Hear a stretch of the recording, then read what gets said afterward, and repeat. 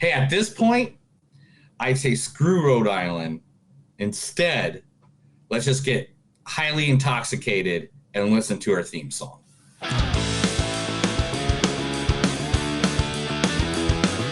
It's a show by Chris and Neil with all great movies. They are the real deal. We watch them all, so you don't have to. It's movies that don't suck and some that do. Ladies and gentlemen, boys and girls, listeners of all ages, it's Movies That Don't Suck and Some Do. My name is Neil. And I'm Chris. And today we are watching reviewing two movies from the great world of movies that you can watch in places where movies are. Yes, indeed. Now, the first one, we know it's a little bit older, but it's going to be The Lost City. We missed it the first time around because when it was in the theaters, I think like Doctor Strange was going on. I think an A24 movie. I know a couple Panic Fest was going on too. Panic Fest, yeah. So we kind of missed it, but it's on Hulu now. So we're going to be talking. Well, it's not on Hulu. It's on Paramount Plus. That's what I saw at least. Is it on Hulu too? I thought it was on Hulu too. I saw it. Okay. I don't know one of the streaming platforms that we're at that I have, but it's probably both Paramount Plus. Yeah. And the first movie is The Lost City, starring Sandra Bullock. I would like the locks changed again in the morning. And you know what? You might mention that we'd appreciate it if next time they didn't send a gang member. A gang member? Yes. Well, you mean that kid in there? Yes. The guy in there with the shaved head, the pants around his ass, the prison tattoo. Those are not prison tattoos. Oh, really? And he's not going to go sell our key to one of his gangbanger friends the moment he is out our door. We've had a really tough night. I think it would be best if you just went upstairs now. And what, wait for them to break in? I just had a gun pointed in my face. You lower your voice. And it was my fault because I knew it was going to happen. Yeah, that's from Crash, and that other voice is Brendan Fraser. So yes, I know that's one of the reasons I use that clip. Crash is a good movie. I love it. It's weird because Crash won a bunch of awards. Too, it won Best Picture. Won Best Picture. Everyone thought that Brokeback Mountain would win that year, but Crash did. Should have been Brokeback Mountain. I agree. I think it should have been Brokeback Mountain. I mean, there's nothing. There's what movie is better than Jake Gyllenhaal and a gay sex scene? I mean. Well, I just like the movie itself for the just the feels. Oh man, I just thought you liked it when he raw boned him. All right, and also Channing Tatum is in this movie. No, not if you're in the house. I've Googled this. Do you want to know how it works? Yeah. You come inside and I defend myself. Now I'm not going to pump 6 bullets into you. No, that would make me look crazy and kind of out of control. No, I'm going to pump 3 into you, like a calm gun owner would. Zip. I came here with the intent, and only the intent, of getting my camera back. Oh, yeah. Your camera? Come on inside. If you just want your camera, it's right here. Hey, listen. Yes, that's Channing Tatum in The Dilemma, talking to Vince Vaughn. Yes, exactly. There's so many clips I could have done a Magic Mike. I could have done 21 Jump Street, 22 Jump Street, 23 Jump Street, 24 Jump Street, 25 Jump Street, 26 Jump Street. Yeah, I got a confession to make. I've never seen 22 Jump Street.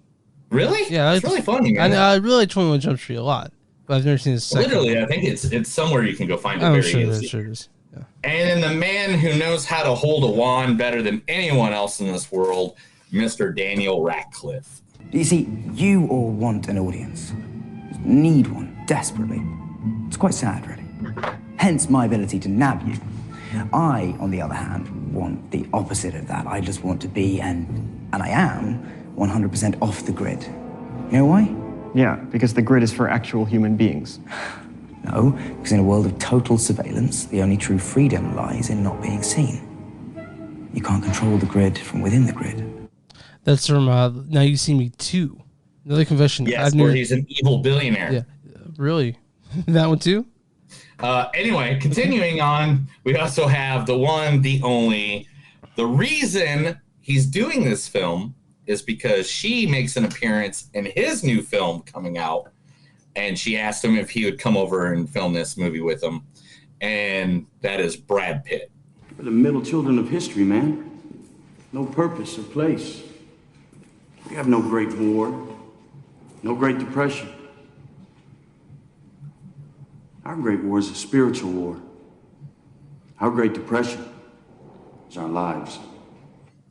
Yeah. So from Fight Club, obviously, there's so many great things you can pick from when it comes to soliloquies that Brad Pitt does, but it doesn't get better than Fight Club, honestly. Dude, seriously, like I looked at so many different clips and I was just like, I gotta go with the Fight Club speech, right? Yeah. I gotta go with the. And it wasn't even the full speech. I mean, I could probably say it word for word. Yeah. We're all. What was the rest of it? We're all raised to be rock stars on television. Yeah.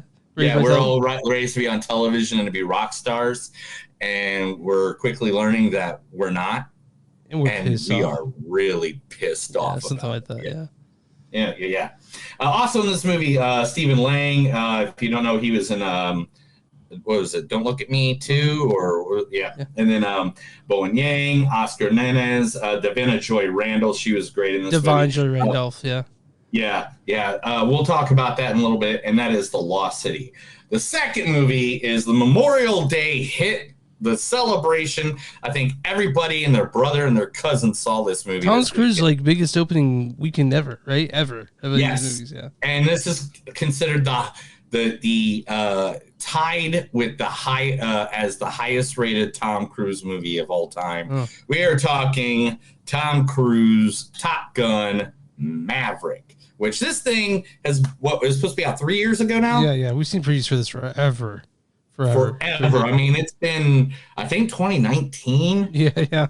I think it was when we first started seeing previews for this. Maybe a couple of years ago. Yeah, this is a while back. Oh man, I got some great fun facts about that movie when we get to it. But first, in the movie, of course, the one, the only. He's so insane, such an enigma. Only he can slap Oprah and jump on her couch and get away with it. Tom Cruise. Is there something wrong? Yes, ma'am. The data on the MiG is inaccurate. How's that, Lieutenant? Well, I just happened to see a MiG-28 Sorry, Goose. We happened to see a MiG-28 do a 4G negative dive. Where did you see this? That's classified. It's what? It's classified? I could tell you, but then I'd have to kill you. Lieutenant, I have top secret clearance. The Pentagon sees to it that I know more than you. Oh, ma'am, it doesn't seem so in this case now, does it? Yeah, that's actually from Top Gun. The first one, 1986 Top Gun. Yeah. The first Top Gun. Mm-hmm. Absolutely. I figured that'd be the best way to go. Yeah, it's got it. Also, the one I did not know was in this movie until I saw it, Jennifer Connelly. Yeah. I don't want you to be sorry, Cliff. I want you to stop treating me like a stranger. When something goes wrong, I should be the first one to know about it. I shouldn't be the last. Jen, everyone knows because they were at the airfield. I had an audition. It was important to me. Yeah, that's from The Rocketeer. Yeah, another aviator movie. Yeah. And then, of course, Miles Teller is in this as Rooster. This is why I don't think that we should be together. And I've thought about it a lot, and this is what's going to happen. Okay, I'm going to keep pursuing what I'm pursuing. And because I'm doing that, it's going to take up more and more of my time, and I'm not going to be able to spend as much time with you. And even when I do spend time with you, I'm going to be thinking about drumming. I'm going to be thinking about jazz music and my charts and all that. And because of that, you're going to start to resent me. And you're going to tell me to ease up on the drumming, spend more time with you because you're not feeling important. And I'm not going to be able to do that. And really, I'm just going to start to resent you for even asking me to stop drumming. And we're just going to start to hate each other. And it's going to be ugly. And so for those reasons, I'd rather just, break it off clean. Yeah, from Whiplash. His one of your breakout favorite role. movies of all time. I love Whiplash. I absolutely love Whiplash. Yeah, you made out with it when it came out. I almost did. Also, John Hamm. You and your boys didn't just roll a Star Market over in Malden for a box of quarters. No, you decided to bang it out in the North End at 9 o'clock in the morning with assault rifles. You dummies shot a guard. Now you're like a half-off sale at Big and Tall. Every cop is in line. Fortunately, though, for you, this guard has miraculously clung to life. Now, if it were up to me, and they gave me 2 minutes and a wet towel, I would personally asphyxiate this half-wit so we could string you up on a federal M1 and end this story with a bag on your head and a paralyzing agent running through your veins. Yeah, that's from The Town. The Town. And did you get the other one? Of course I did. All right. And the surprise entry into the Top Gun movie, I don't care if this is a spoiler or not. I clapped at the beginning when the credits went up and I saw his name across the bottom. I was like, yeah! There's only 10 people in the theater and they all looked at me really weird. Mm-hmm. But I didn't care because they were all being loud and obnoxious the whole time anyway. And that is the man himself, the best Batman of all times, Mr. Val Kilmer. I'm your huckleberry. Why, Johnny Ringo, you look like somebody just walked over your grave. Fight's not with you, Holiday. I beg to differ, sir. We started a game we never got to finish. Play for blood, remember? I was just fooling about. I wasn't. So obviously from Tombstone. Yeah. Yes, Val Kilmer as Doc Holliday, one of my favorite. So this cast is just huge as well. Jay Ellis, Monica Barbu, Louis Pullman, Danny Ramirez, Glenn Powell, Manny Jansky, who, Manny, do you remember him from, gosh dang, it was one of the first subtitle movies I think I ever watched. I guess you're right. I guess the IMDb is not working today, sir. So we also got Ed Harris in this thing. Ed Harris is in it. Raymond Lee. Like, dude, this is a big crew because it's Top Gun. You've seen these guys everywhere. Yeah. So Chris, tell them where they can find us. You can find us on moviesdon'tsuck.net. We're on Facebook at facebook.com/moviesdon'tsuck podcast. We're on Twitter at NTS Podcast. We're on Instagram at NTS Podcast. We're also on Bonfire, bonfire.com/moviesdon'tsuck. It's on the do for merch. On Twitch, MTS Podcast, and wherever, patreon.com/moviesdon'tsuck, and where everywhere you find podcasts. Where you find podcasts, you can find Movies Don't Suck on something to do. Boom. Did it. Am I missing anything? Yes, and then today we are going to be 100% getting another wonderful small business and opportunity to have you listeners go take a gander at them. Today we are going to be talking about Tulsa Body Jewelry. Tulsa Body Jewelry. Yes, Tulsa Body Jewelry is open to shoppers Monday through Saturday from 9 a.m. to 5 p.m. Same day curbside pickup is also available. Tulsa Body Jewelry offers the largest selection, widest range of sizes, and lowest prices anywhere in Oklahoma. Their shop is located in Midtown Tulsa, just north of the intersection of 19th and South Harvard. They have a helpful staff that's ready to answer your questions and find the right size jewelry for your specific needs. Now, we go there because my wife has a few piercings and stuff like that. But not only does this place, it's really cool. It's very like, look how cool that looks. Yeah. Just like walking up to it. And then the inside of it, of course, is just jewelry galore. But so last time me and my wife went into this place, look at these patches, man. That's pretty cool. Look at all these patches. I was like, oh my God, I want all their patches now. And not just their patches, like if you like pins too, like look at all that. Yeah, that's pretty cool. I like that. And the staff is so nice. They were all going to a nude art show that night. Nice. Which I forgot about, or I'd have got some tickets to go.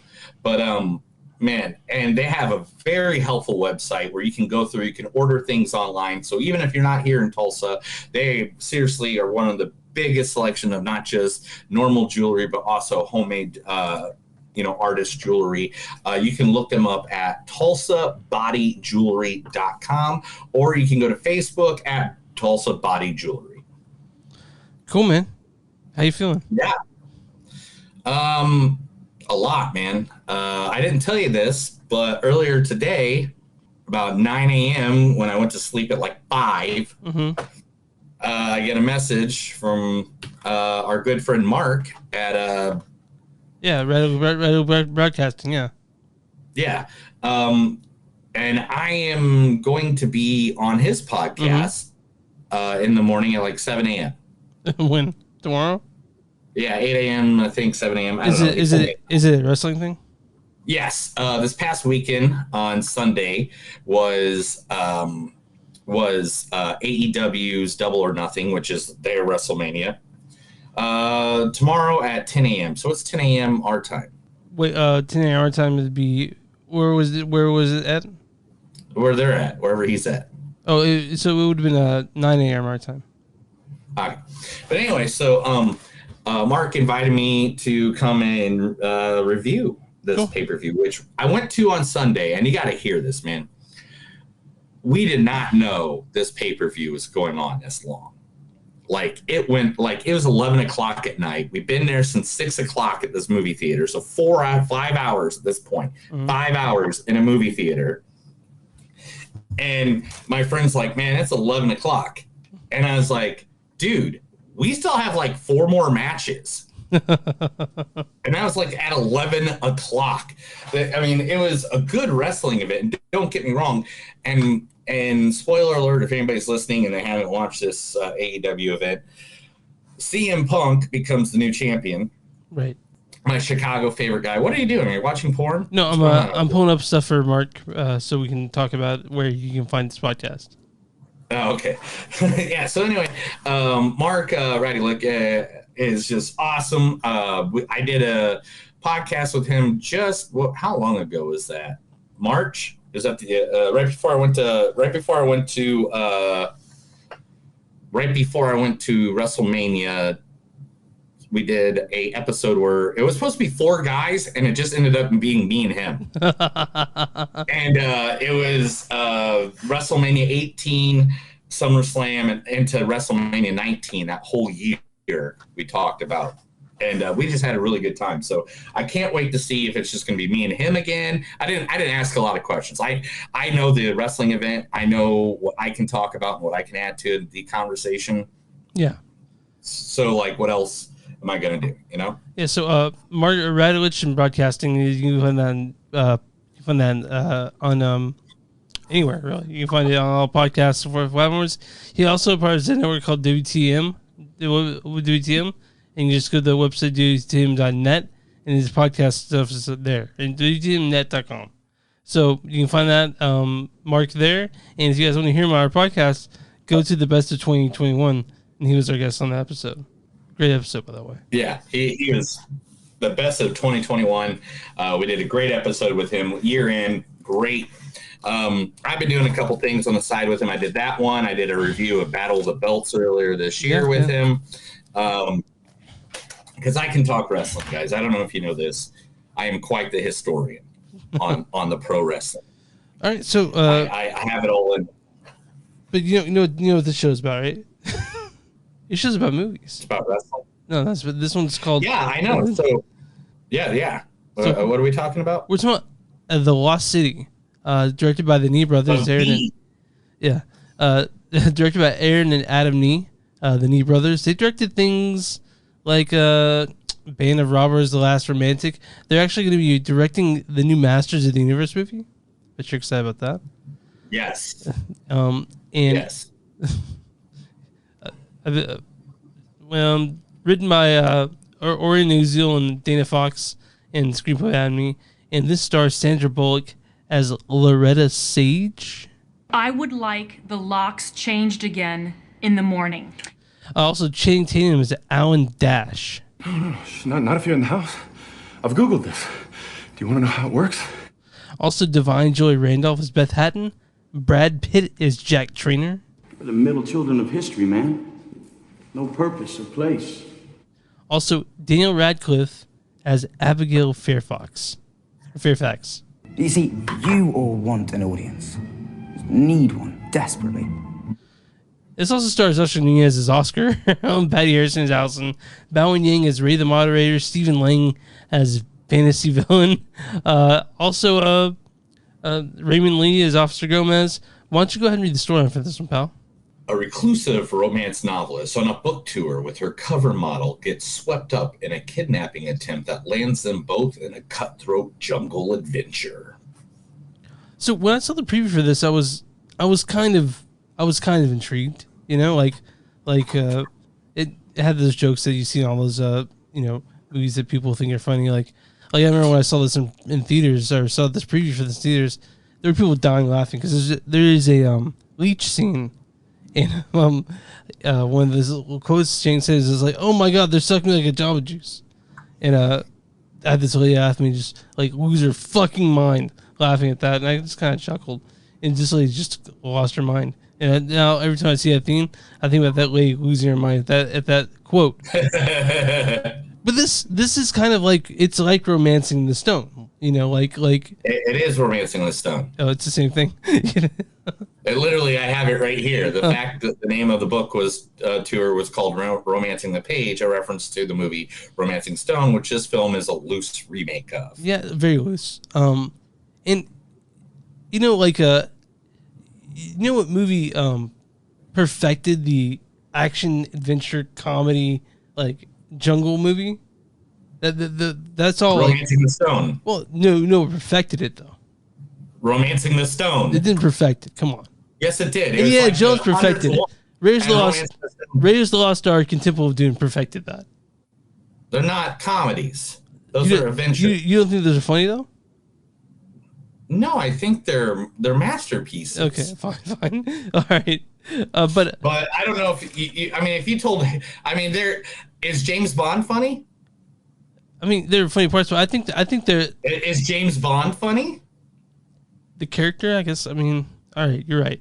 Okay, so I mean, it's action adventure. This is more comedy. Okay, all right, fine. I mean, when you're going against Nazis, it's more action adventure. Right, but it's still funny to you, right? There's still funny parts to it, and there's still by any means. Okay, when he rips out that guy's heart, yeah, that's hilarious. That's on fire. Hilarious. Okay, my favorite time of the movie. This movie here, now originally, this was supposed to be Sandra Bullock and Ryan Reynolds. Oh yeah, as the main characters. Nice. But Ryan Reynolds' screen, just his schedule did not fit into it, right? Yeah. This Channing Tatum, I couldn't see Ryan Reynolds playing that part because Ryan Reynolds plays he plays more intelligent dumbasses now.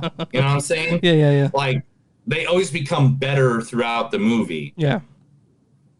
And I think Channing Tatum as being the eye candy. You think that maybe he can maintain the dumbness that makes this part work? Because honestly, the movie works with both Sandra and Channing. The chemistry is there, 100%. Yeah, it was fun, and you know why? It's because the second day of shooting, guess what scene they shot? Oh, the leech scene, right? The leech scene. So she gets to see his ass and dick. Yeah. He's butt naked right in front of her. The first day, like, so the second day they meet each other. Yeah. They're not well-known friends or anything like that. This was like literally them working together. Do you think he wore a sock? Yes, he did. Oh, he did? Okay. So I read up a lot on this. Because you want to see Sandra Bullock eye full of his dick or not? Interviews. I was listening to the interviews of this. Why I was doing the news segment and stuff, because the two of them was just hilarious. Yeah, they're funny. This is I laughed quite a bit during this movie. I liked it. This is one of those movies that it's national treasure. It's national treasure. Yeah, it's national treasure. It's one of those movies that you can just turn it on at any point, anywhere in the movie. Like, you could be going through TBS or going through your TV guide or on TV. Yeah, you can stop on this and be fine. Yeah, and watch it for like 10-15 minutes or watch the rest of it. So I think it's a good date night movie too. Like, if you were to take your girlfriend to this or your wife to this, there's something for everyone. It's PG-13, so I mean, there's obviously like, sex jokes and stuff like that, but it's not overt. It's got. I mean, my favorite part of the movie basically is anytime that Brad Pitt was on the scene, I thought he was fucking hilarious. Like. Oh, dude! Everybody in this movie played their part. Like, what's her name? Divine. Yeah, Divine. Divine. God, she's so funny. Oh my God! As the book. The book or agent. The promoter, the agent. Beth, freaking hilarious. Everybody played their part in this movie. This movie came together well. Daniel Radcliffe playing the stuck-up billionaire guy. I mean, he just does that so well, dude. Like, dude. Well, the thing is, this is the thing I got to say about Daniel Radcliffe, okay? I don't think he does anything bad. Have we seen a bad movie by him yet? I mean, not I think overtly awful. No, I don't think so. No. I mean, like maybe bad writing, directing, or like cinematography. Yeah, I bet you can't wait for Weird Al though. Oh, I can't wait for Weird Al. But like, even like, I remember the movie Horns when that movie. I like Horns. I like Horns. I think. Yeah, that's what I'm saying. When Horns came out, I was like, okay, that's really lame. And then I saw it, and I was like, no, this movie is freaking amazing. I love this movie. And so, I mean, the characters were there. Sandra Bullock, Channing Tatum, Brad Pitt, Daniel Radcliffe, Divine. They all play their parts really, really well. And it's basically just I have, lost in the jungle. Two people in a situation that never find themselves in. Yeah, they're trying to find a sort of treasure hunt type sort of action adventure. Without spoiling too much, it's a treasure hunt movie. They are looking for treasure of some sort, and it's all just like who can get there first, who can figure out the clues, and they sprinkle things so far into the movie, like here's a clue here. And then here's a clue here. And then all of a sudden one of them figures out, oh, this is what the clues meant the whole time. And this doesn't break new ground, but it's a pleasant movie. I had to get time watching this, and I went into it not really looking forward to it. And I came out of it saying, okay, that was fun. Like it was good. I liked this movie. It made me feel really good in places I shouldn't describe to people. Like, are you talking about that area between like the inner thigh area that sometimes if you don't wash it, it gets a little irritating? You have to Mm-hmm. All right. Right in the taint. Yeah. The Lost City, fine movie. I had a good time watching it, and you can watch it in Paramount Plus right now, and I recommend it. Yeah, I recommend it to a lot of people. So let's see here. First things first, let's do that thing we do every week. Let's read some quotes, and then we'll get our rating and move on to some news. Move it along. I never thought I would find the big old lost city of D. She's going to help us with social medias. So, like, women in their 30s that actually act like they're in their 20s. Hey, I want to ask a question. Was this always called the Lost City, or was it called the Lost City of D at some point? It's originally called the Lost City of D. Until the Lost City of Z came out, and they changed it. Not because the Lost City of Z, but they just thought people might take it the wrong way. Well, that's what it. I mean, that's the it's joke, it's supposed to be that, but you got to be in the movie to. Okay, all right, yeah, okay, fine. It makes sense. It makes sense. All right. You are the sexiest, most influential model of all time. Well, I wouldn't say all time. Again, everybody, shh. Can you rip off Dash's shirt? You're like a human mummy. Mummies are human. Come translate with us and help me find the crown of fire. That's how I have everyone's name. Janice Mom, Larry Doorknob, Stacy Butt Stuff. This is possibly some coke-fueled dark web scavenger hunt. I have a hamster asshole. You have a hamster asshole? Only a fool would judge a horse by its color. Can I just do the part where I put her in the car and say, shh, you're safe now?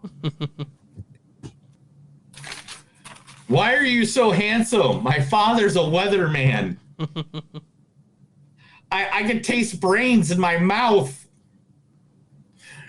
Why is it warm in here? Wait a minute, are you peeing? You can't tell my dad I did this. Tell him I died from fighting an anaconda with a sword or something.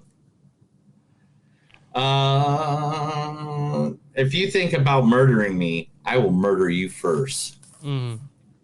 This is not a situation we can win by ripping your shirt off. Is that a Ken doll on a moped? What about the caves? They can be dangerous. Well, then we'll be careful. That's the end of those. All right, man. My score on this is a 3.7. Like I said, didn't break any ground, but it's pleasant, and I enjoyed myself. I'll go. I'm just going to go one above you. I'm going to go 3.8. I like this a lot. It was fun.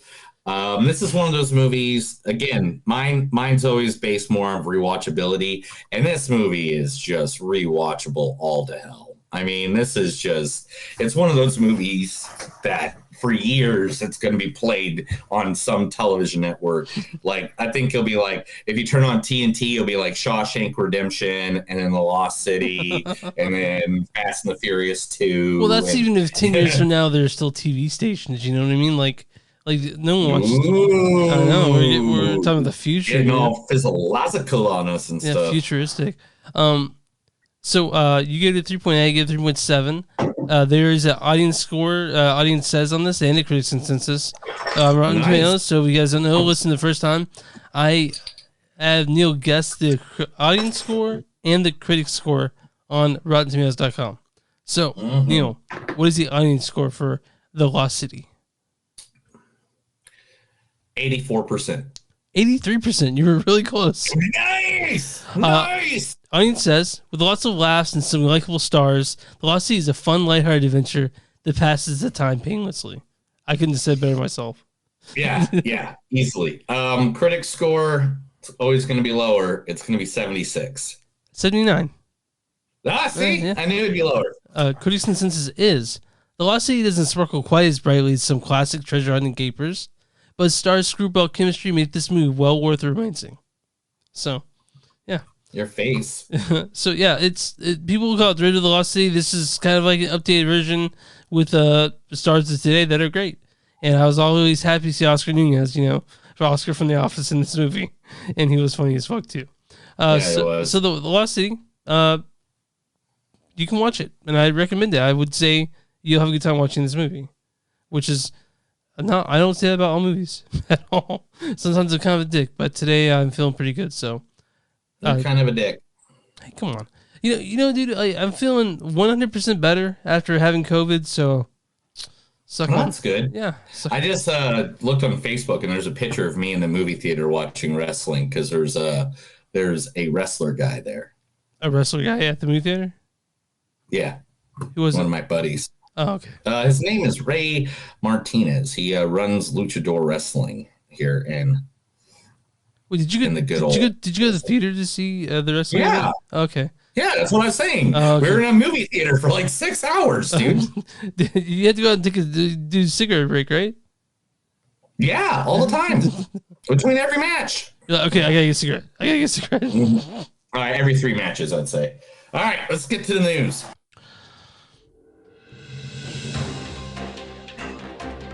This is the movies that don't suck and some of them new. So I'm going to read stuff to Chris. He's going to like it. If he doesn't, too bad. I'm in control of it. What you got for me, pal? I don't know. I didn't even look anything up yet. I usually have it ready to go, and I just didn't. I just didn't have it ready to go. Let's start with Rachel Ziegler, who's from the good old movie West Side Story. Was the main character. Is 100% in the new upcoming Hunger Games prequel, calling The Ballad of Songbirds and Snakes. Do you want to see that movie? Yeah, dude. I mean, Hunger Games is probably the best novel to movie franchise of all time. Not the best. Oh, you're right. Lord of the Rings. Then Hunger Games. No, then Hitchhiker's Guide to the Galaxy is the only one. The Hobbit, I'd say The Hobbit's You don't think Harry Potter's better than the Hunger Games? Oh, dude, they're like way at the back. Twilight's better than Harry Potter. Come on, dude. No, listen, I read all the books. I didn't know if there's a prequel. I hadn't read it. one of the first dates I went on with my wife was to see I think the second Hunger Games movie. So yeah, so I had fond memories of seeing these movies because I saw them with my wife. All right, so David Cronenberg. Yeah, you know who David Cronenberg Crimes of the is? Future. I fucking love David Cronenberg. Yeah, Scanners. And also the Twilight series. Yeah. What are you fucking? Yeah. Hold on. Wait, hold on. What David Cronenberg, did he direct one or like? I think so. Yeah. David Cronenberg. That's what it says right here. What did he direct? Which one did he direct? I don't know, but he is trying to get. I'm not seeing this in here. I know I'm not. But what he's trying to do is he's trying to get Robert Pattinson and Kristen Stewart back together on the big screen. That makes sense. Because he directed Cosmopolis with Robert Pattinson as the main star, and also in Crimes of the Future, which I want to see, which comes out next week. Kristen Stewart's in, and Viggo Mortensen, but he wants to bring them back together. I'm all about it. Let Cronenberg do it. But will that happen? I mean, she kind of like cheated on him a lot, right? Yeah, she's an awful human being in that aspect. But well, no, she's a good human being. She is, we don't know what her love life was like. So I saw Robert Pattinson come on the Daily Show right after that happened, and all Jon Stewart gave Robert Pattinson was, "Here you go, man. This is a pint of ice cream." Oh my god. Yeah. Oh my god. So after years and years and years of this rumor, we have finally been shut down on it. It is not true. For many years, the theory was The Rock, starring Sean Connery and Nicolas Cage, was a James Bond movie. It's not? Because Sean Connery was a British secret agent that they had to lock away since the 60s, which was the last time he was James Bond. Yeah. And so everybody's just like, yeah, that's James Bond. Yeah, it's gotta be. They locked him up in The Rock. Yeah. And the director of the movie, Trying to find his name. Jerry Bruckheimer. Jerry made it very clear that was never discussed or even thought about when making the movie. That's not even a thing. If they thought about it, do you think they would have changed it a bit? They would have changed the screenplay? Yeah, I mean, it wouldn't have been that difficult. Yeah, they you already got all the rumors anyway. Yeah, a line here over there saying, yeah, this guy used to be a criminal or whatever, but instead they just didn't even think about it, which is kind of crazy. Because, I mean, do you remember liking The Rock, the movie? I love The Rock, the movie. It's it's like cinematography gold, dude. You also like Dwayne Johnson? Thing's beautiful. You also enjoy The Rock Johnson too, right? Dwayne The Rock Johnson isn't in that movie. I know. I'm just asking if you like him. Well, yeah, of course I like The Rock. What the hell? What kind of questions are these? Well, People's Did Elbow. You just now figure out that I'm a wrestling fan? What happened? People's Elbow is the most electrifying moment in sports entertainment history. So, hey, you're going to be in Rhode Island, right? Yeah, I'm going there. I'll be there tomorrow. The Conjuring house from the movie The Conjuring, the real life home from The Conjuring in Rhode Island, just sold for $1.525 million. So $1,525,000. So is it the house from the movie or the house where the actual shit just happened? The real life home depicted in the original Conjuring film just sold in Rhode Island. So it's the original house. The parents moved into this home in January 1971 and immediately began noticing strange things with the house, based on the reports from all that's interesting. The parents would start to see small things which had no explanation. For example, a broom would go missing or be out of place. They should really rent out some rooms to some people who are super ghost people. Dude, I want the Winchester Mansion. You went there? No, I want it. No, I haven't been out in that part of California. And on top of it, I want to rent a room in the Winchester. So, I want to bring the demons home with me. That's called Poltergeist. They follow you around. But I'm going to stay at this hotel called The Graduate, which is supposedly the most haunted hotel in Rhode Island. So, me and Lee are going there. So, just like I thought, because of Uncharted making the bank, Yeah, they're doing the sequel. Sony and PlayStation are going all in with their video game movies. What's the next video game movie they're making? Neil Blomkamp, who has done District 9, is doing a Gran Turismo movie. I didn't know there was. I thought that was just a racing game. I didn't think there's a story in it either, man.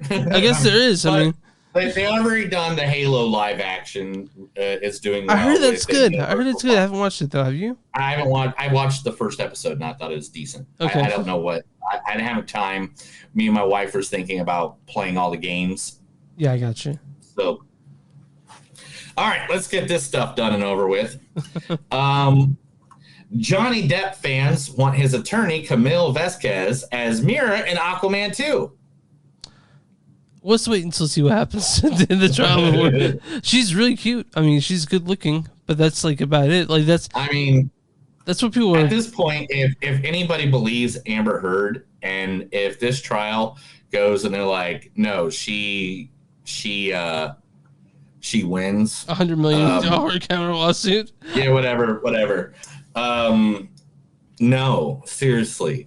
If you can't look at Amber Heard and not realize she's full of shit. I'm not like I said, I'm not judging anyone. I mean, she's not full of shit. She left all on the bed. But so here's the thing.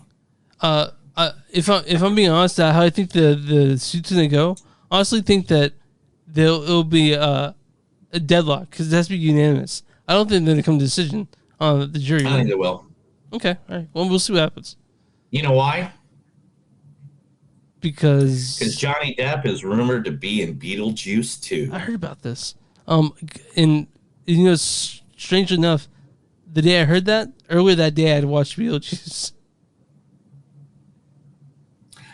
Thrilled to see Johnny Depp added to the cast of Beetlejuice 2. Hashtag I stand with Johnny Depp. Mm-hmm. And so Winona Ryder, Michael Keaton, Johnny Depp. All about it. I mean, who in their teens or their early, who didn't have a crush on Lydia Dietz when they were young? Like you were probably a preteen or like 8-9 years old, right? I'm sure you had a crush on Lydia Dietz, right? Right. Okay, fine. You can just not pay attention to what I'm saying and just agree with it. Just shake your head. I'm definitely trying to not listen to what you say and just shake my head and pay attention. No, I totally did. Yeah, of course. All right. Cool. Did you? Yeah, as a young man. Jerked off a lot to Beetlejuice? I did not do that, but To the cartoon, didn't you? You watched the cartoon. I didn't watch the cartoon. I was more a fan of the movie. I think I was. Yeah. Kristen Stewart defends Crimes of the Future after multiple walkouts and half theater walkouts at the Cannes. We have to see this movie. We have to. David Cronenberg's Crime of the Future arrived at the Cannes this week, and as predicted, the director saw a number of walkouts, not quite prepared for the body of horror movie. Cronenberg has never been known for making bright and fluffy movies, so it's not surprising that the director's newest movie, his first in 8 years, has been quite a reaction from its first audience. But star Kristen Stewart has been quick to defend the movie, saying that beyond its gore, it is something completely beautiful. Yeah, I like Cronenberg's body horror films. He always does some fucked up shit, and I'm excited to see it. He'll die at the end, I'm sure. Discussions are being talked. And they're being talked to two people. These conversations are being talked. There's a conversation going on. I don't know if that's how you use the word talk. Decisions are being had, maybe, but decisions are being talked. Okay, all right. We're past that already. Okay. We're already past that. All right, so this is the three people this conversation's being talked with. Okay, three. Three conversations being had. Three. One's with Disney Plus. Okay. One is with Pauly Shore. Okay. And the other is with Brandon Fraser. Brendan Fraser, yeah. Okay, what is this? What are we doing? So what are they talking about? Encino Man, obviously. Right? Encino Man 2! Okay. I mean, I have no idea what that'd be about. It's talking about the possibility of doing the sequel if you want me to do it. And the script is right, and Brandon and Sean were on board. Of course, it made sense. I would do it for the fans. It's what screenwriter George Zalum has been working on, so ask him about it. If you ask me, is there going to be another cinema? I don't know. I'm not going to say yes. I'm not going to say no. You might just be pleasantly surprised. Is Pauly Shore saying this? No, that is Zalum. Oh, okay, gotcha. Yeah, the writer. Macaulay Culkin and Daniel Burr join high-concept thriller Rich Flew. The upcoming film Rich Flew has gotten some solid names to join the cast. It is going to be Macaulay Culkin, Daniel Burr from The Kingsman, The Falcon and the Winter Soldier. They join Rosamund Pike from Gone Girl, and the Wheel of Time. Rich Flew is set in a world where a strange disease begins killing off the super rich. First, it hits the billionaires, then the multimillionaires, and so on, triggering a massive sell-off of assets as the wealthy try to escape the deadly virus. Interesting. I'm down. Interesting. Kill as many rich people as possible, please. Eat the rich. Mm-hmm. Let's see here. Trump Media is making their own streaming service, and only shows that are canceled shows and non-woke shows may apply. I can guarantee this will fail within 6 months. Really? Yeah. No way. Dude, everything he tries to do is failed. Really, venture. I'm sure that Truth. Have you heard about the Truth website? No, because no one fucking joined it. You know.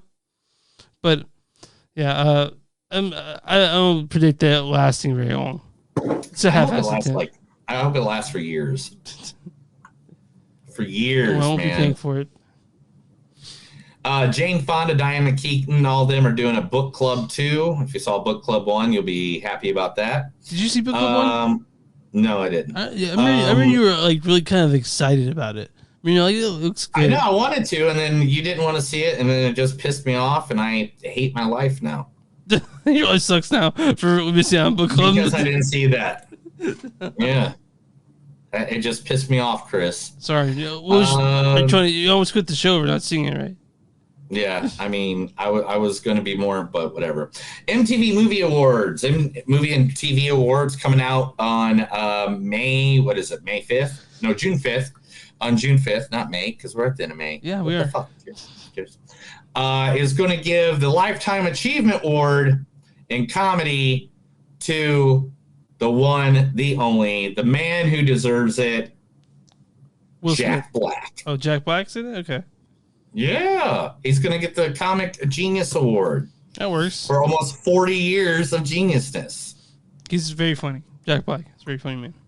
He's the funniest. Why do you not like Jack Black anymore? I think he's great. Announced this weekend at the Star Wars big convention that happened this past weekend, right? Yeah. You were excited. You wanted to go. Jude Law is the star in John Watts' Star Wars series, Skeleton Crew. The title of the secret series was officially announced at the Star Wars Celebration in Anaheim on Thursday. Jude Law is heading to the galaxy far, far away. Quick question. Related to Star Wars. Obi-Wan is now out. You watched it already, right? Yeah, like the first 15 minutes is out? The first part 1 is out. Two episodes. I know, but the first episode, are they both out? Part 1 and part 2 is the name of the episodes. Okay, are they both out? Yeah, those 2 episodes are out. And you've watched them already? Yes. And they're both, are they good as you hope they would be? I mean, it's Ewan McGregor. So yes. All you do say yes or no. It's Ewan McGregor. Like, literally, when have you ever watched a movie with Ewan McGregor and you're like, oh, man, that sucks that I saw that movie with Ewan McGregor in it? Okay, all right, fine. Like, when? When have you ever thought that? Okay, never have I thought that. Never, ever in your entire life. Like, it could be Train Spotting, it could be Big Fish, it could be Star Wars, but anytime you see Ewan McGregor, you're like, you know what, it's going to be a good day because I'm seeing Ewan McGregor. The most movie I saw most recently that I really liked was Dr. Sleep, you know, so like. Yeah, there we go, right? Okay. Insane. The Mandalorian got its release date of February of 2023 is when The Mandalorian season 3 will come out. Do you think they should make a Mandalorian movie? No. Okay, fair. I was just wondering. Just no, 100%. That should be exactly what it is. Just asking questions. Let's see. Miranda's victims, or the Miranda rights, came from. The story is going to be told, and they have an all-star cast already. They have Abigail Breslin. You know her from Zombieland 1 and 2. The Woman Sunshine. Yep. And then Luke Wilson, Andy Garcia, Donald Sutherland. I mean, that's a pretty good cast already. Yeah, I'm looking forward to seeing that. Yeah, so that's going to be a good one. Doctor Strange 2 has now beat the Batman and is now the highest grossing film of 2022. I could have predicted that, I think. The Batman asked a lot of audiences when it came to the 3-hour runtime. And it's really long, and this is only 2 hours. Yeah. So, and then you put the Batman on streaming. Doctor Strange 2 sort of, it was the shortest of the Marvel films in recent memory. You know, it was also more lighthearted. It wasn't so dark and dank. I mean, I like the Batman a lot. You like it when it's dark and dank, don't you? Sure. I knew it. The Man from Toronto. Netflix is being released on June 24th of this month. Yeah. It was initially set for August 2022. It'll be coming out June 24th. So that's going to be in our list to watch. So what's The Man from Toronto? I don't know anything about it. Woody Harrelson, Kevin Hart. Okay, we'll watch that. Yeah. Right. And last but not least. Last. You okay? Miles Teller almost died making Top Gun Maverick. That makes sense. He was in a geoforce. Yes, this is what he said exactly. Okay. I definitely had a moment where I thought I was going to die. There was a sequence where we were heading straight towards the ground, and you do what's called a max G pull-up. You're heading down, and the last second you yank it up, and it's really tough for the pilot. It's something they train in all the time, but it was the first time we've done a maneuver like that. And I completely stopped acting. I looked at the ground and thought, this wasn't going to end well for me. Well, it did, because he's in the movie you're about to talk about. He's in a movie? Yeah. Oh, sorry, wrong one. That was the movies don't suck and some of the news. We're done with that. Now let's get over to the thing we all want to see, all want to talk about. Chris? Yes. Are you ready? Yeah, let's stop talking Top Gun. Are you ready? Let's do it. No. But are you ready? Yeah. Are you ready?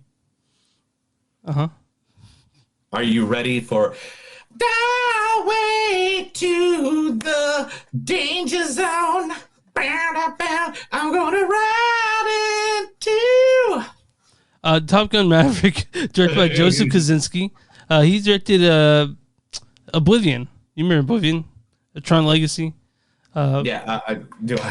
Yeah. Okay. Yeah. What? What's so funny? No, I don't remember Oblivion. Of course you do. This is written by Peter Craig, based on stories based on characters by Jack Epstein and Jim Cash. This stars Tom Cruise as Captain Pete Maverick Mitchell. Is there something wrong? Yes, ma'am. The data on the MiG is inaccurate. Also, Jennifer Connelly is Penny Benjamin. I don't want you to be sorry, Cliff. Miles Teller is Lieutenant Bradley Rooster Bradshaw. This is why I don't think that we should be together. And John Hamm is Admiral Bo Cyclone Simpson. You and your boys didn't just roll a Star Market over in Malden for a box of quarters. And of course, Val Kilmer is Admiral Tom Iceman Kazansky. I'm your huckleberry.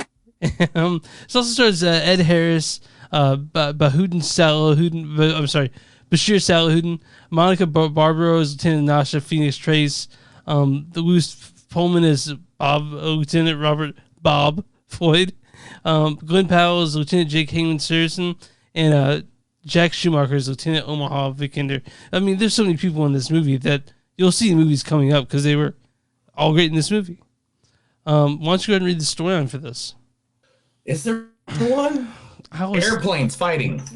Airplanes fighting. I had to go ahead and every time you said there is one, I had to cut it out because I had to edit it out because it's just like you're not ready. No, I'm ready. Okay, then read the storyline. You know, it's airplanes fighting. Yeah. Well, I'll read it. After more than 30 years of service as one of the Navy's top aviators, Pete Maverick Mitchell is where he belongs, pushing the envelope as a courteous test pilot and dodging the advancement in rank that would ground him. So everyone's seen Top Gun, or most everyone's seen Top Gun. I was about to people that said they'd never seen Top Gun, and I'm like, where it's a movie for people who are your wheelhouse and older. Like everyone who's at least 35 has seen Top Gun. It's impossible to avoid. It was a massive hit, and it made Tom Cruise like the biggest star, one of the biggest stars on the planet, which he sort of remains as today. Right? I actually talked to a friend that was at the wrestling thing with me, and he watched the original Top Gun for the first time ever 2 days ago. I watched it for the first time in 20 years 2 days ago, or on Sunday or Saturday. I've watched it. I have the board game, man. Yeah. So this is a updated version of Top Gun. A lot of people were really upset that Kelly McGillis wasn't in it. You know, the girl who played Charlie. And they kind of replaced her with Jennifer Connelly. Some people were upset about that, but that's fine because this movie's fun. It's a fun movie. It's got action. It's got heart. This is not an updated version of Top Gun. This is a new Top Gun. This is Top Gun Part 2 for sure. Okay, I mean, it's got a lot of different hits in it than what was in the first one. Sure, yeah. Mm-hmm. And this is all about Tom Cruise making up for his mistakes that he made in the original Top Gun. But it doesn't have Kelly McGillis in it. It's in characters. Which is perfectly fine because, dude, she was a side piece of ass, all right? She wasn't like changing his... I mean, obviously she didn't influence him enough to change his life. He was still flying planes and not wanting to have a home life. So obviously she didn't have it. She didn't cut the mustard, dude. And that's okay. But Jennifer Connelly did, right? Yeah, it's Jennifer Connelly. God, she's stunning. She's so stunningly good looking at 51. I was like, God, she's so awesome. I love Jennifer Connelly. Yeah, her and Paul Bettany, man, they're a hot couple. But yeah, this movie made me happy in so many ways. Let me count the ways this made me happy. You said you saw this with 10 people? Where did you see that? And when? It was I saw this Monday night. Uh-huh. So it was after Memorial Day weekend. Yeah. And there was 10 people in the theater. It was like 11 o'clock at night here. Starting off. So then we didn't get done. It didn't get done till like 1:30. Yeah. And I came home and wrote the show. Yeah. So wrote the show. Okay. But we well, you think I just don't? You think I just randomly grab news from the freaking? No, I just think. Do you think that these wonderful, beautiful graphics? I'm not saying all the show because you put your part in it, but I do my part to do all this beautiful stuff, man. Fine. But listen, I don't even know who you are anymore. I saw this on Sunday at 12:30 a.m. So, what? Oh, there's the background. Okay, we can do that. Okay. So I saw this 12:30 at Sunday, so it was full. And I knew I didn't expect to see it that much, but I saw a lot of it. I saw a lot of people wearing Trump hats and a lot of Second Amendment rights shirts. Like people were in there, about the gun, how much they have guns and shit. Which I should have expected it because it's sort of a military worship movie. And it was Memorial Day weekend after a bunch of kids got killed. Yeah. And so we have these assholes that are like, and the Trumpers like to really come out when the kids get killed. Oh yeah, you're gonna take our guns. Take our well, guns. Maybe you should learn how to fucking teach people how to use them correctly. You wouldn't have this problem. Or maybe, anyway, I mean, just think about. I mean, maybe there's some things we shouldn't sell. You know, because there's a bit by Jim Jeffries where he says they don't call them defense weapons, they call them assault weapons, they call them assault guns, they don't call them defense guns. You know, so but anyway, that's neither here nor there. We're talking about people in planes. And, yes, people in planes doing stuff, and by any means, yes, this is glorified the military. By any means, yes. Is this what the Navy or the Air Force or anything's like? No, not at all. Not near as fun. Not near as fun. Not as near as fun. There's not going to be some. There's never going to be a night where, people are going to be like, "Hey, man, let's go play football in the water, in the sand, and stand there with their 9-packs out, and anyway, no, that's not gonna happen. This movie, though, it literally shows the reflection of a man going through trauma that he suffered from 30 years ago. So this movie should have been 20 years ago. Did you cry twice during this thing? No. You didn't cry at all? Not a little bit. Not even a little bit. I cried once at least. You know why? Because I'm a pussy. No, because I had a bunch of assholes in my theater and they just would not shut the F up. So I couldn't really get into it as hardcore probably as you did. Okay. But it was good. Like Iceman came through for his parts. Val Kilmer. You didn't cry a little bit during then? Seeing Val Kilmer? No. I mean, like, Val Kilmer's awesome, dude. I watched his entire biography. I know what he's going through in life. Yeah. You know? Like, it was good. It was good to see him. It was good. That really made me happy. I was cheering more than, I was like, oh, that means he got a payoff. Yeah.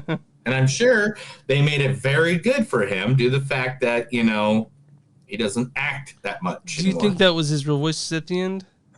Yes. Okay. Yeah. It sounds. I know. It sounds better than it did in the movie Val.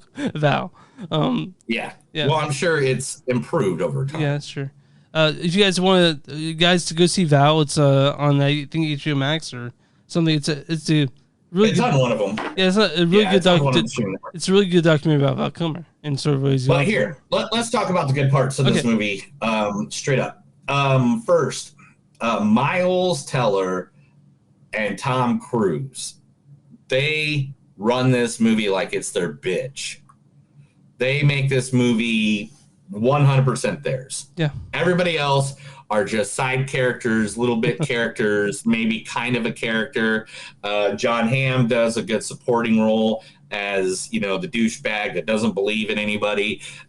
He's like the angry sergeant in every police movie. You can't do that. Yeah. So you can't do that. You can't do it. And then they prove him wrong. They're like, all right, you can do that. Yeah. But Val Kilmer's making his appearance is great. Jennifer Connelly playing off of Tom Cruise. I didn't know someone that was 6'1" could make someone that's 4'3" look taller. But they did. They probably had him on like a soapbox. Yeah. So if you guys don't know, Tom Cruise is 5'7". I'm 5'6", so what we're talking about. But he's a movie star. He should be towering. He should be 90 feet tall. Jennifer Connelly, I don't know how tall she is, but she's great in this movie, and she's what you expect her to be. But again, this movie's not about. She's what she needs to be. Yeah. Is that what you just said? Yeah. She is what she needs to be. All right. But this movie, she is a half-inch shorter. Oh yeah, she's 5'6", 5'6.5". Yeah. That means I have a chance, right? No, she's married to Paul Bettany. You know who she's married to. They have kids. They've been together for like a decade. Have you ever heard something called a throuple? I mean, come on. Oh my god! All right, anyway, moving on. Chris's dream is he wants to get it on with Vision from Marvel and his wife from Labyrinth. Right. Oh yeah, All right. So this is. I want to talk about this though, real quick before you jump into what you're going to say. Okay. The sexism of clips when I have to go find movie clips for these movies. Yeah. You know what clip I found of Jennifer Connelly's? The 2 clips I found more than anything. What is that? Ass to Ass. Oh yeah. I'm Requiem for a Dream. Ass to Ass. Yeah. Yeah. And her riding that horse in that movie where she's riding that horse and she's just like and her boobs jiggling. Staring at yeah. And I was like, really, guys? Really? Yeah, no. This is there's like 17 of those like in a row from different people that uploaded them. Yeah. And I was just like, I can't even find like one scene from something else. You know, like it took me 20 minutes to scroll through, and all I did was put Jennifer Connelly movie clips. And finally, I started finding like all the good stuff that she was in. You just see clips from Pornhub of stuff from Alita Battle Angel and shit like that. You're like, yeah, like finally, Alita Battle Angel popped up. Snowpiercer, Spider-Man showed up for a second. Like the day the Earth stood still. Blood Diamond finally popped up. That's a good one. But all the things were like she'd be like, yeah. And and then Leo is saying 942 words. So like turn say search on. But this movie, we'll talk about what the best thing about this movie is the fight scenes. They were done. Oh man! So, and IMAX. Did you see it IMAX? Oh yeah, I did. Yeah, IMAX. Scoring. It sounded like you're in a big. It sounded like you're at an airport. It sounded like you're out there listening to the. When battles. I talk about updated battle scenes, Top Gun Maverick does better than Top Gun, 100%. Oh yeah, they even made it very clear. Like they came up with this whole way to do it, and literally, as the fact says, the actors playing the pilots actually were filming themselves. The director didn't even get the footage until hours later. So he didn't even know if they said their words correctly or did their lines correctly or did the flying correctly. I'm sure that also had to it helped a bit when it came to the sort of the COVID requirements and when this movie was filmed. It was probably deep in the pandemic.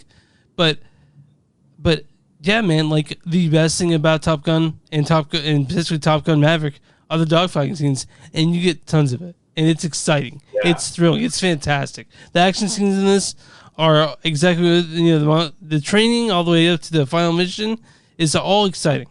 That's what you watch the movie for. You see planes. I mean, it kind of reminded me of Iron Eagle.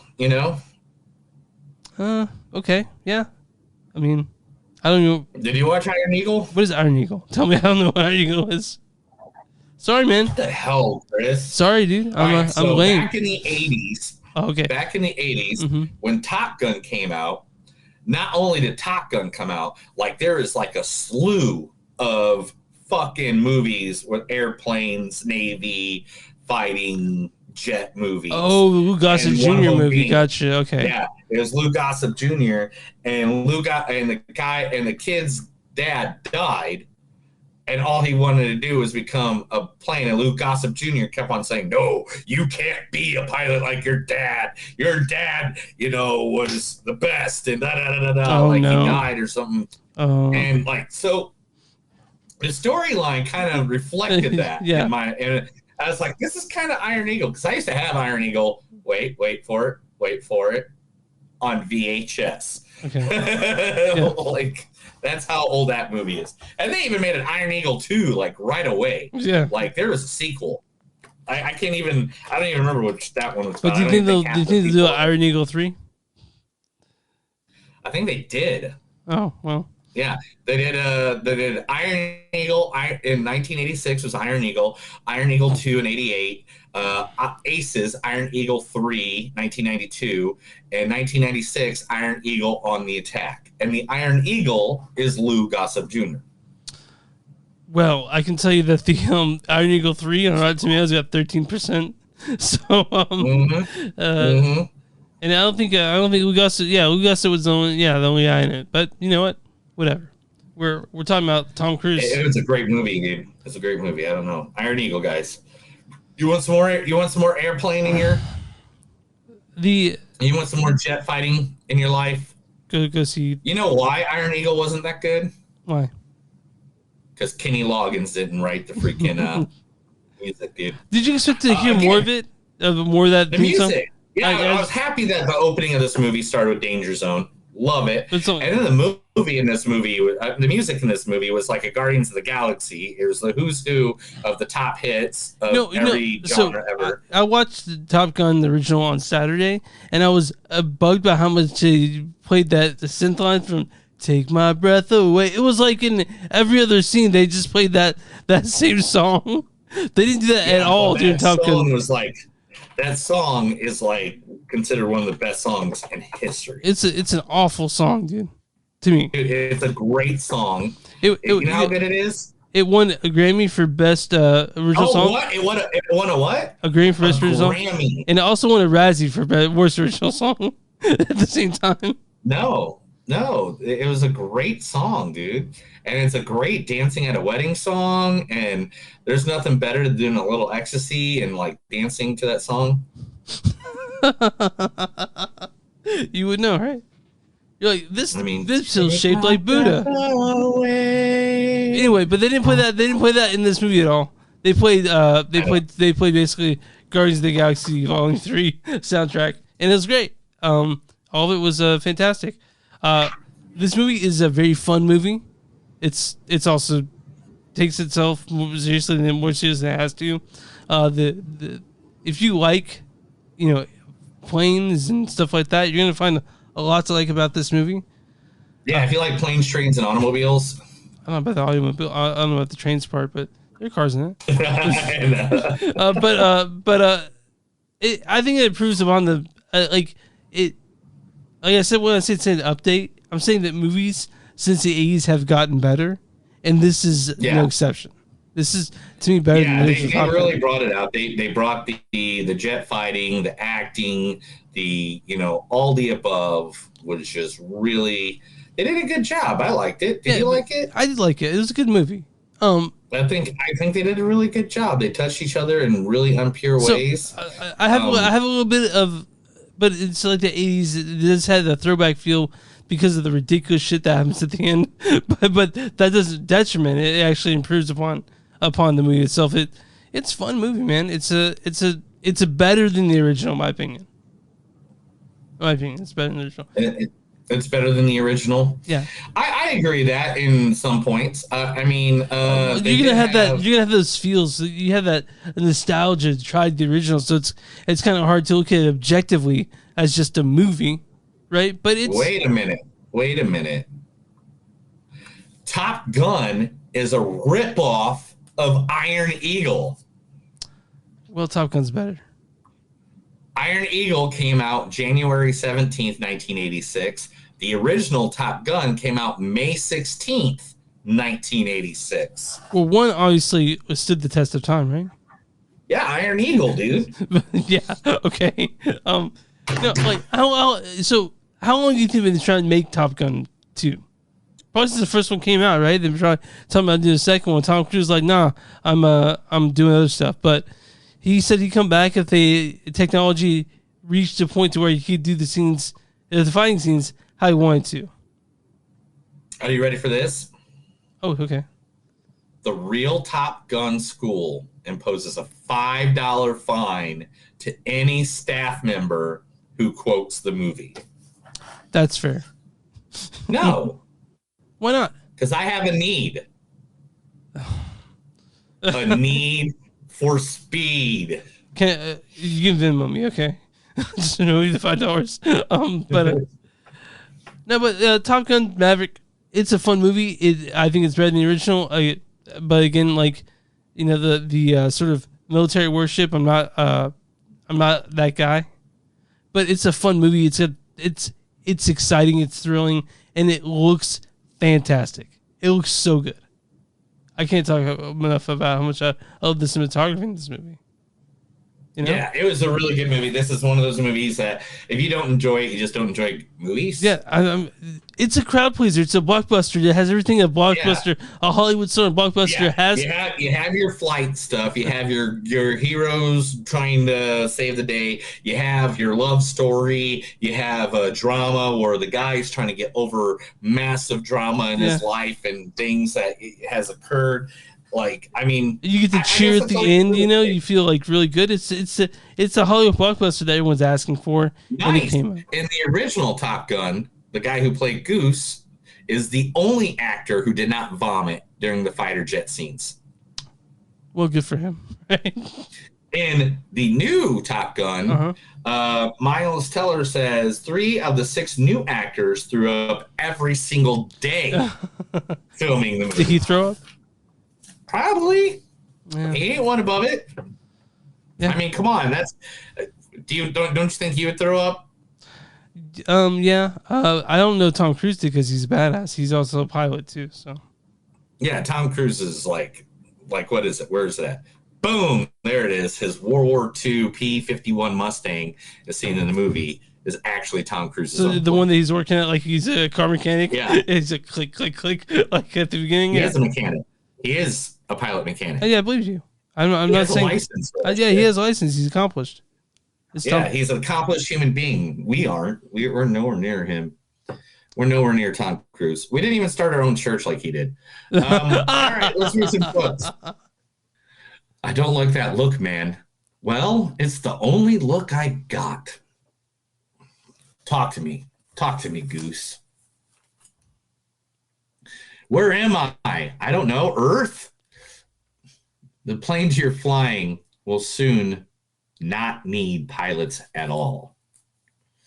The end is inevitable, Maverick. Your kind is coming to an end. You fly for Top Gun, or you don't fly for the Navy ever again. Wow. Oh, everybody here, everybody over here is Bagman. That's Hangman. Same thing, whatever. See you in the afterlife, Bagman. I can go as low as you, and that's saying something. I don't sail boats. I land on him. It's not the place. Oh, it's not the plane. It's the pilot. It's not what I am. It's who I am. The Navy needs Maverick. The kids need Maverick. That's why I fought to keep you here. I have no idea what I wrote there. Yeah, sometimes the theater's a little dark, guys. If you think up there, you are dead. You lost your wingman up there. Oh, if you lost your wingman up there, then you would still keep fighting. I think the general is asking a rhetorical question, Captain. What were you thinking? You told me not to think. Holy shit, what the fuck was that? And thank you for saving my life. Oh, there's one thing I did notice. At the end of the movie was the only time that Maverick did his famous fly by the tower. Oh yeah, and that was just a callback. Yeah, that was like a running gag in the first movie. It was like people kept on spilling their coffee. So, what did you score in this? 4.2. Has to be. It's a 4 from me. It's a 4. Yeah, they it'd be a 4 normally. However, Val Kilmer makes it a 4.2. Okay, the 0.2, you get a 0.2. The greatest Batman of all time being in this movie. Well, can we agree that the greatest Batman of all time is Keaton? No, it's Val Kilmer, dude. You don't even like Batman for that much. Batmobile's not a beeper. Tell me, Dr. Me, like the 30th. But No, I'm just kidding. No, but yeah, 100% it's Keaton. But also, if you haven't had a chance, go to the People's Choice Award of 1990, and for Best Picture, Batman won. Okay. 1990 People's Choice Awards. Yeah. And accepting the award was Michael Keaton and Jack Nicholson. And Michael Keaton goes, all you people who wrote in and said I was the worst selection for Batman ever. Yeah. Keep on writing those letters. Yeah. Okay, so I'm on Rotten Tomatoes right now. What is the audience score for Top Gun Maverick? 91. 99%. Damn! Yeah.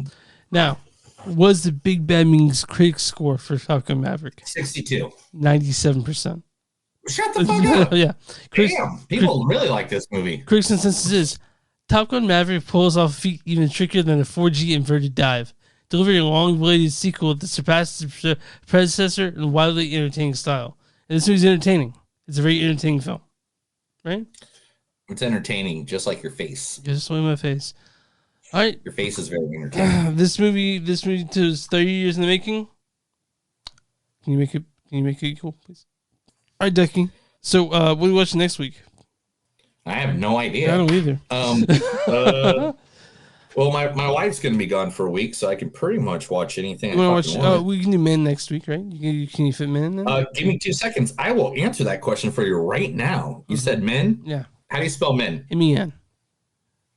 Men. All right. There are no show times today. They're all sold out. Oh, wow. They're all sold out. Like, there are 2 more show times. Oh, it's because it's the only fucking theater showing it. Yeah. Oh, hey, I know what the audience score is on that one. Well, that was an accident. Yeah. That happens. Yeah. What's tomorrow? Wednesday? What am I doing Wednesday? How are these all sold out for tomorrow, too? Maybe they're just canceling them. I don't know. What the hell, dude? Is Crimes of the Future showing for you this weekend? So I can probably fit that in while I'm out of town. And then there's no more. Wow. We don't have to do Men. I've seen it. I'm happy. I know. I want to see it too, bruh. I don't know what movies are coming out this week, man. We should really. Crimes of the Future comes out. Crimes of the Future comes out. I can't wait for that. I don't even know what that fucking is. That's the Cronenberg film. Yeah, the one that people walked out on. We have to see. Ooh, the one people walked out on. Oh, Minions. On July. We'll talk about this later, man. We're not. People don't want to see us looking through our phone for movies coming out. I'll text. I think they really do, Chris. I think you're just being a dick. I'll text you. What about The Unbearable Weight of Massive Talent? Have you ever seen that? We already saw that. Bob's Burgers. You want to see Bob's Burgers movie? We can do that. Is that out this week? Yeah, it comes out this week, and then it's out. It's already out. So we can do Men and Bob's Burgers, or we can do Crimes of the Future and Bob's Burgers. Man, that is a hard decision. What do you think? It's up to you, man. Men and Crimes of the Future. You know what? Men and Crimes of the Future, because I need to wait for Bob's. You gotta kick out. I can't go watch my wife's favorite cartoon. Yeah, that's fair. Okay. Without her around. Where's she going? Atomic Falls. Oh, that's right. Yeah. Yeah. Okay. The post-apocalyptic wasteland, man. She's going to be living with the weirdos. Okay, that's fair. Thor's going to be there. Who? Thor. Okay. Thor. You know, big guy. Yeah. You met him. Yeah, Thor's awesome. Is he though? Yeah. Really? Yeah, we met Thor. I met Thor. I think at your Fight Club party. Was that where I met him? Yeah, sure. Why not? Okay. You find something. My wedding. Yeah. Oh, yeah, it was there. You find something on movies. Oh fuck! I'll start over. You find something on movies.net or on Facebook.com/movies.podcast or on Twitter at NTS Podcast, or on Instagram at NTS Podcast. You can find us on Patreon.com/movies.suck. We're on Twitch at NTS Podcast, and we're on all stream platforms. So you find podcasts on movies.suck and something to do. If you have the emails, info@movies.net and movies.suckpodcast@gmail.com. If you guys want shirts with our logo on it, go to bonfire.com, search movies.suck and something to do. And Neil, what do we do for small businesses? You got a small business, let us know. Give us the information. We'll put it out there. We'll tell people all about you for our millions of listeners and thousands of watchers just for you. So let us know. Email us, message us, kick me in the taint. All right, you good? Let's do it. That's another episode of Movies Don't Suck and Some to Do. My name's Neil. And I'm Chris. And remember, no matter where you're lost, and no matter what city that you're walking, remember to just look at the sky and realize you're the top gun, motherfucker. Have a good night.